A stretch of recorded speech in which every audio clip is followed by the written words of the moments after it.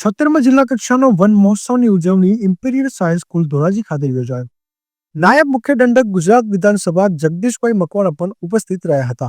ધોરાજી ખાતે 76મો જિલ્લા કક્ષાનો વન મહોત્સવ 2024ની ઉજવણી ઇમ્પિરિયલ સાયન્સ સ્કૂલ ધોરાજી ખાતે એક પેડ માં કે નામના સૂત્ર સાથે યોજાયો હતો, જેમાં નાયબ મુખ્ય દંડક ગુજરાત વિધાનસભાના જગદીશભાઈ મકવાણા ઉપસ્થિત રહ્યા હતા। ભારતની વિવિધ સંસ્કૃતિઓને ધ્યાનમાં રાખીને કરવામાં આવેલા અદ્ભુત વૃક્ષ વાવેતરોના સંકલનને सांस्कृतिक वनो तरीके ओळखवामां आवे छे।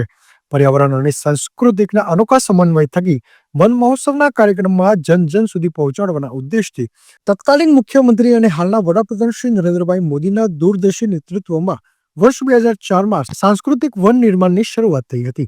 ब्यूरो रिपोर्ट फिरोज जुनेजा, समय संदेश न्यूज, धोराजी।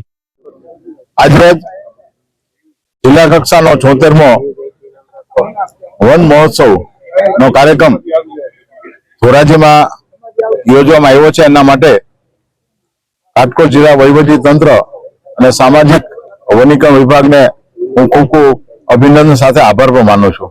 धोराजी ने आ तक मळी छे तो मारी आपना सौना माध्यम द्वारा धोराजी आ विस्तारना विधान वावीए अने जतन करीए, जेथी करीने आजे मानव जीवननो एक अभिन्न अंग वृक्ष बनी गयुं छे। जन्मथी मृत्यु सुधी वृक्ष अपने कोई ने कोई सीधी आटकाई रीते आपણા જીવનમાં એનો બહુ મહત્વનો ભાગ હોય છે। તો આ દિશામાં આજે સામાજિક વનીકરણ વિભાગનું જે 76મા વન મહોત્સવનું જે જાહેરાતો થઈ છે એના માટે હું ખૂબ ખૂબ શુભેચ્છા પાઠવું છું। ધન્યવાદ।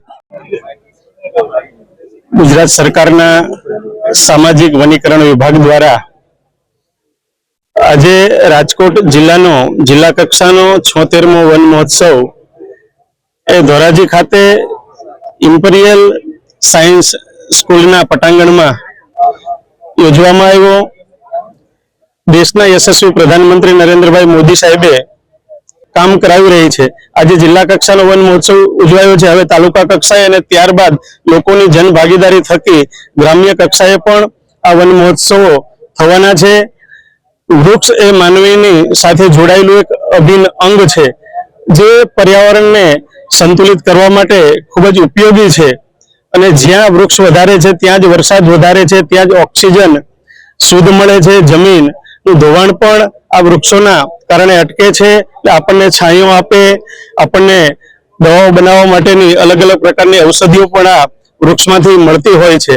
ત્યારે રાજકોટ જિલ્લાનું સમગ્ર વહીવટી તંત્ર અને સામાજિક વનીકરણ વિભાગ દ્વારા ખૂબ જહેમત ઉઠાવી અને આ જિલ્લા કક્ષાનો વન મહોત્સવ સારી રીતે સંપન્ન બનાવ્યો છે।